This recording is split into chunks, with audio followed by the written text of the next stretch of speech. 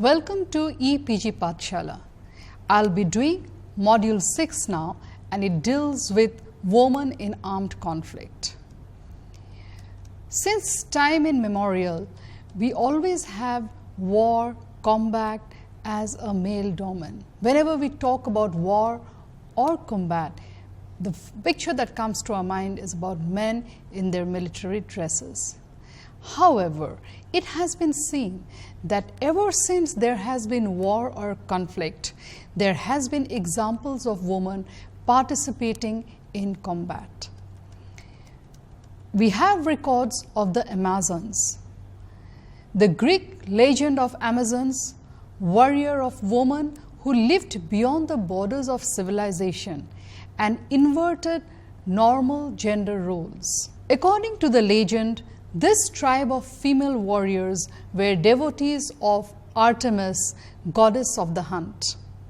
The first mention of the Amazons appear in the Homer's Iliad, which tells that they had assisted the Trojans in the Trojan War. A recurrent theme was that the Amazon warriors were wild and they had to be tamed by Greek men who were endowed with superior gift of reason. The ultimate purpose of these tales was to reinforce Greek idea of gender, not to overturn them. And the story of Amazon probably originated as a variant of a tale recurrent in many cultures, that of a distant land organized oppositely from one's own. The ascribed habitat of the Amazons necessarily became more remote as Greek geographic knowledge developed. When the Black Sea region was colonized by Greeks, it was said to be the Amazon district. But when no Amazons were found there, it was necessary to explain what had become of them. Traditionally, one of the labors required of the Greek hero Heracles, popularly known as Hercules, was leading an expedition to obtain the girdle of Hippolyte, the queen of the Amazons, during which he was said to have conquered and expelled them all from their districts. Penthesilea led an army of Amazons to fight for Troy against the Greeks, but she was killed by Achilles, who later mourned her. Subsidiary tales grew up to explain why, if the whole nation consisted of women, it need not die in one generation. The most common explanation was that the Amazons mated with men of other people, kept resulting in female children, and the male children were sent to their fathers. In another tale, Theseus attacked the Amazons either with Heracles or independently. The Amazons in turn evaded Attica but were finally defeated, and at some point Theseus married one of them, Antiope. In Hellenistic times, the Amazons were associated with Dionysus, the god of wine, either as his allies or more commonly as his opponents. History has records of women leading armies and being active participants as far back as the 1st century AD. Examples of women combatants are not restricted to a particular era or a particular part of the globe. Aisha, the wife of Prophet Muhammad, raised a small army to confront Ali's troop outside the city of Basra. Aisha personally directed her forces from the back of the camel, but the battle, known as the Battle of the Camel, ended in a crushing defeat for her. There is another example from ancient China. Ancient China has many legends of women warriors. China's most celebrated woman warrior was the legend Hua Mulan or Fa Mulan, who in the 5th century AD reputedly took place of her constipated but ill father. According to the Chinese legend, Hua Mulan, with her hair cut short and wearing father's armor, fought for 10 years with valor without her sex being discovered. We have another example of Artemisia, who was the queen of Anatolian region of Caria. She was famous for her role in the naval battle of Salamis in 480 BC.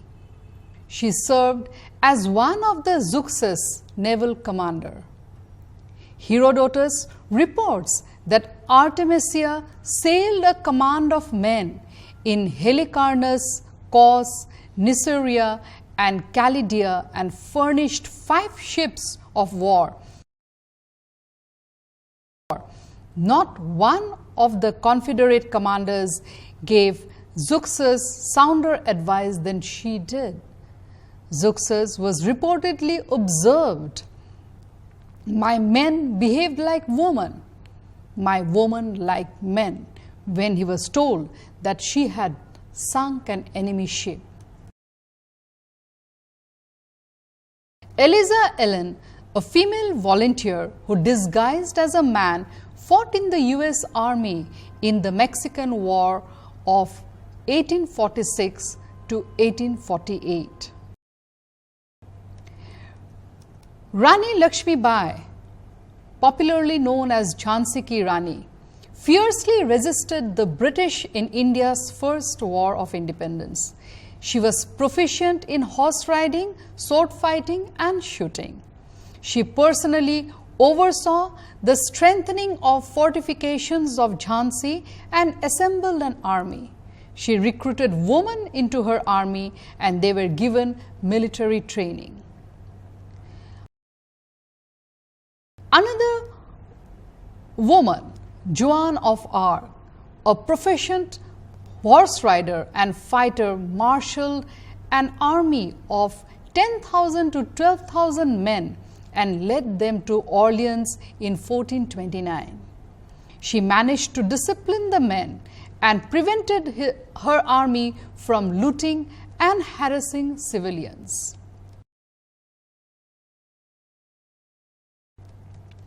Woman has always worked in a supporting role like nursing, providing food and provisions, and working in the intelligence wings, in the militaries, and in war.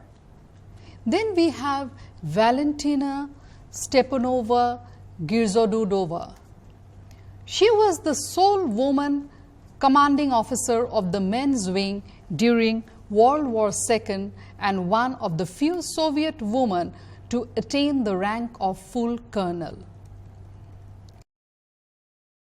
This position did not challenge the existing patriarchal notions of woman's basic nature as caregiver and homemakers. No matter how fiercely they fought battles, yet the notion of woman as a weaker sex, as a caregiver, caretaker, could never be broken.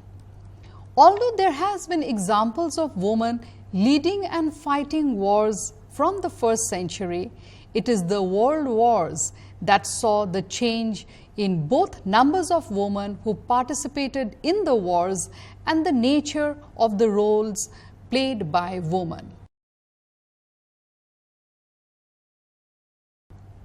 Before the world wars, women's role in wars was limited. However, the scale and style of world wars required large number of women to participate in it. It was during World War I that women were continuing to work as nurses, and they began to work also in communication and clerical work. I quote, "The nature of the all-out war with all the resources and hands needed at work changed the dynamics of society. Women were an integral part of the war effort. They were needed to win the war." Unquote. Russia was the first country to have all-female combat in World War I. During World War II, it was seen that there was a dearth of manpower, which led to women taking jobs traditionally held by men. They began to work as mechanics, truck drivers, and air tower control operators. Army nurses served in the front lines in North Africa and Anzio, and members of the Women's Army Corps in London during the German bombing. Since World War II, servicewomen have begun to work in areas as diverse as technical jobs to intelligence, law enforcement, logistics, combat, and command roles. Women are now essential part of armed forces across the world. They have become a vital part of the fighting units. As mentioned earlier, Russia was the first country to have all-woman combat unit during World War I. During the Second World War, Soviet women engaged in combat in every branch of their armed forces. Their services as combat pilots was especially notable. The most famous of these were the Night Watches, an all-woman squadron of bomber pilots who flew only at night because their canvas and wood biplanes were too slow to fly daylight mission. Women played a crucial part in World War II. From working in weapons factories, to growing food for soldiers, to working as nurses for the wounded, women were vital to a country's ability to continue fighting. This is even clearer in Russia, where many women were employed by the military in a variety of ways. They could be tank drivers, machine gunners, snipers, pilots, and more. Women were thought to be ideal snipers because they were smaller, more agile, and were able to conceal themselves in places where men could not. As a result, the Soviet Army employed roughly 800,000 women. Some of the most effective were the female snipers, who were credited with approximately 12,000 total confirmed kills. The women shown in this picture are responsible for 775 total kills. However, there was one woman that outshined the rest of her female companions. This woman was Lyudmila Pavlichenko. Pavlichenko was 24 years old when she first joined the Soviet Army in 1941. She recorded an astounding 309 confirmed kills before she was wounded by mortar fire in 1942. By this time, she had been noticed by many people, and her fame was growing. Another group of famous Russian women were the female pilots. Also called night witches, these women were employed by the Soviet Army to fly harassment bombing missions at night. They flew in old, outdated planes and often had to fly multiple missions in one night. These women were responsible for bombing enemy encampments to destroy supplies and prevent soldiers from sleeping. These missions, although successful, were very dangerous. The pilots had gained a fierce reputation in Germany, so soldiers were rewarded if they managed to bring one down.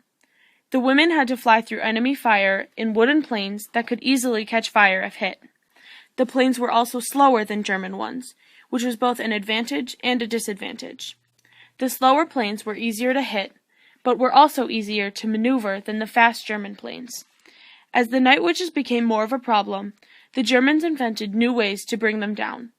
Using searchlights and guns, they protected any buildings that might be targets. If a Soviet plane tried to bomb the building, it would be shot down long before it could reach the appropriate distance.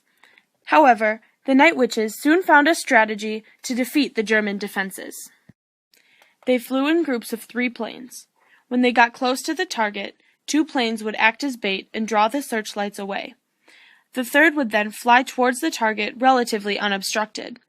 After the first plane had dropped her bombs, the pilots would exchange roles until each plane had hit the target.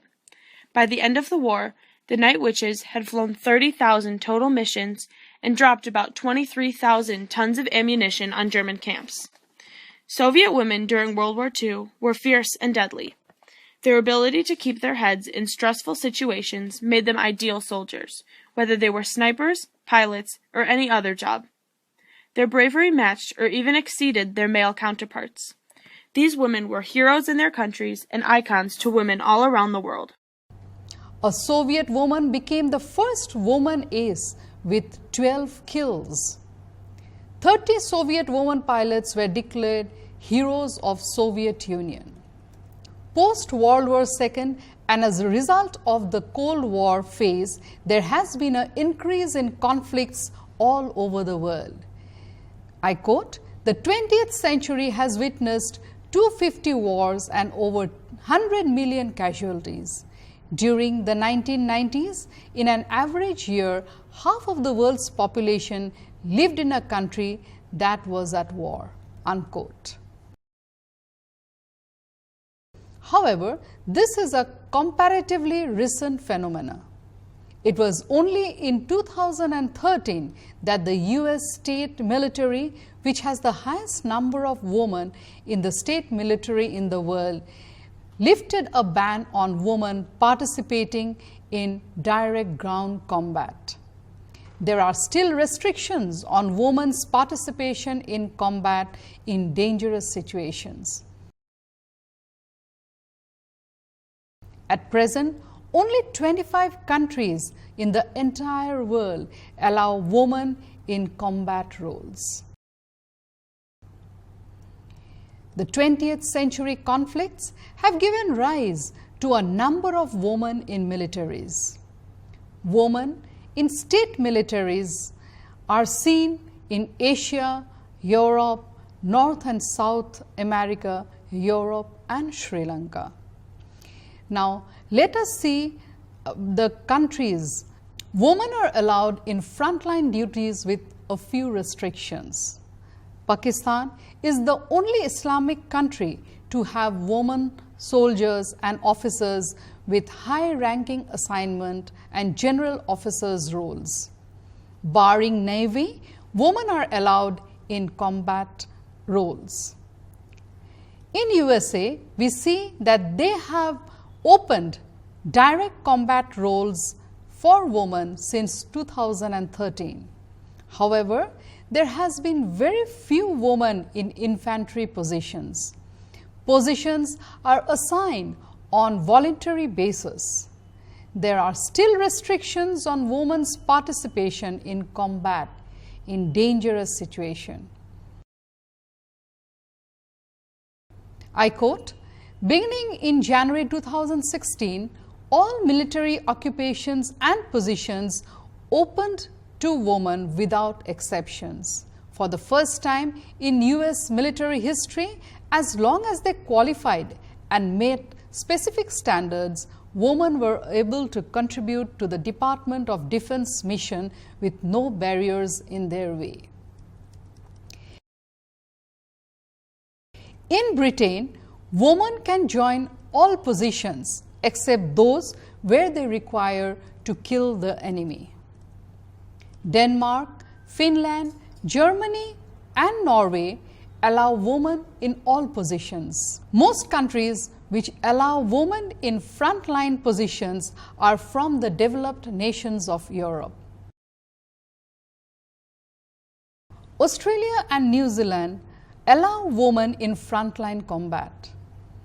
In Brazil, women are allowed in carrier ranks only in the army.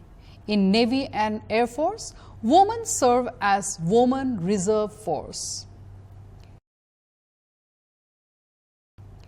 In India, although a large number of women are in the defense, medical and allied services, they are not allowed in combat roles. The Indian President Pranab Mukherjee, on the eve of Parliament's budget session, said, I quote, "My government has approved the induction of women as short service commission officers and as fighter pilots in the Indian Air Force. In future, my government will induct women in all the fighter streams of our armed forces. In our country, Shakti, which means power, is the manifestation of female energy. This Shakti defines our strength." Unquote. Women have been allowed to serve as officers in combat support roles and combat support armed and services since the early 1990s. Out of 1.3 million active personnel in Indian armed forces, only 2.5% are female. The majority, 1,436 women, serve in the Indian Army, 1,331 in the Indian Air Force, 532 in Indian Navy. Though it has long been indicated women have fought in battles since a long time, and though they constitute 10 to 30% of the fighting soldiers, there has been little research done on them. In this context, an ILO research project on this subject carried out in Liberia is of special significance. This project conducted interviews with women who had joined the war to fight. Their narratives indicated the extent and brutality that women face in war. Many took up arms in self-defense to protect themselves from being killed or raped. Ellen enlisted at age 16 after being raped by the same men that had killed her mother and father right before her eyes. Another Liberian woman joined up by learning that a woman who had recently given birth and been raped so brutally that she bled to death. Many of this female becoming a soldier was a matter of kill or be killed. However, there has been another reason also why women join army to fight as combatants. Many grow up in families where fathers and brothers are soldiers fighting for their country. Fired by a sense of nationalism, the women feel that they too can make a contribution in this area and do as well as the men. They wish to prove their equality. Quote, "I want to help the rebellion. I thought that if my brothers could do it, so could I. I wanted to do like my brothers. When you are little, you want to do as if you are tall. When you are a girl, do as if you are a boy." Unquote. This was said by Catherine from the Democratic Republic of Congo. The following excerpt is from the report that highlights some of the challenges that women combatants face. I quote, "Although the war in Liberia has ended, the exploitation and abuse of girls and women have not. Female ex-combatants face many obstacles in their effort to return to normal life, an indication that many men do not treat women fairly in times of peace either. While reintegration of ex-soldiers into society is critical to peace building and reconstruction, previously existing programs tended to reintegrate girls back into harmful situations they came from, thereby ignoring the underlying issues that drove them to fight in the first place. Recently, others have agreed to disarm, but their future remains clouded in questions. Will they receive the assistance needed to return to society as functioning civilians, mothers and wives? Will they be accepted and treated with respect?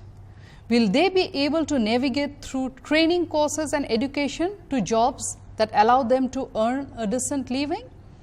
And how will those who are too scared to come out and register as ex-combatants be treated? So far, reintegration assistance have been seriously delayed, and the absorption capacity of the war-torn labor market is not promising.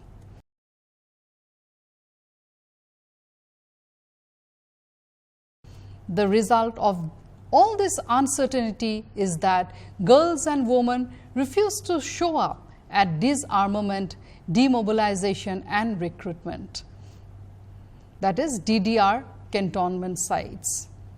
Afraid to confront man at these places, they dread dealing with disturbing memories of life in army camps, memories they would rather forget. Many hesitate to register as ex-combatants because that would entail having their pictures taken for identification cards. Their fear of being labeled as female fighters and social exclusion that could bring in likely grounded in reality. Communities, schools, employers and even families would reject women after they have broken traditional female roles because they are wary of future problems. As a result, many girls and women will not receive any DDR financial assistance. Yet, these women are not remaining silent. The fact that they have the courage to speak out and tell their stories will empower them.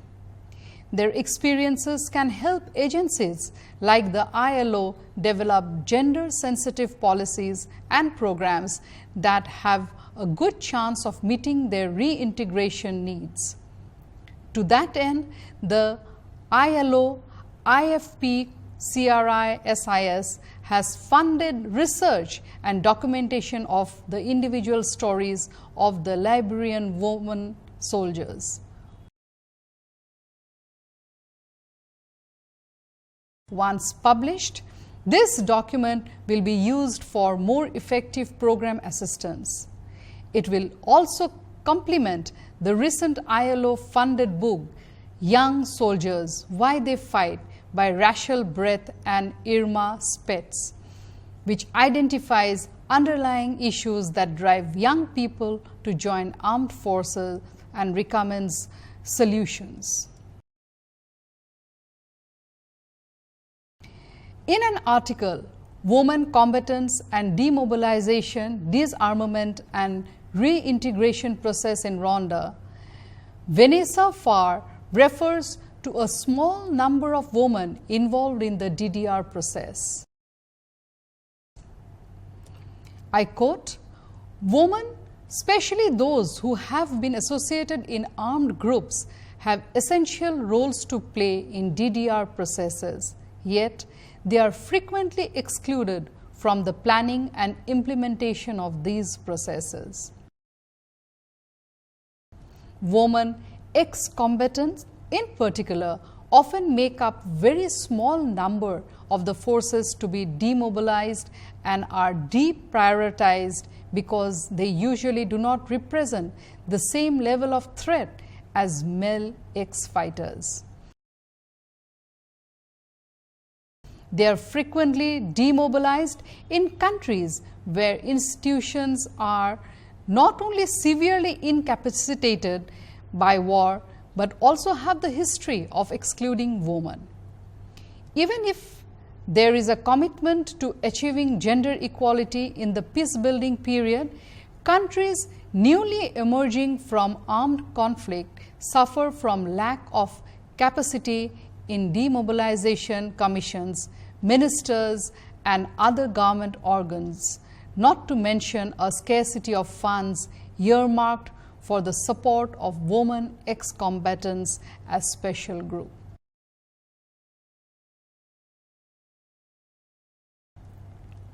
as a result of the needs of this woman are inadequately addressed in the demobilization phase, and substantial support of their successful reintegration is lacking."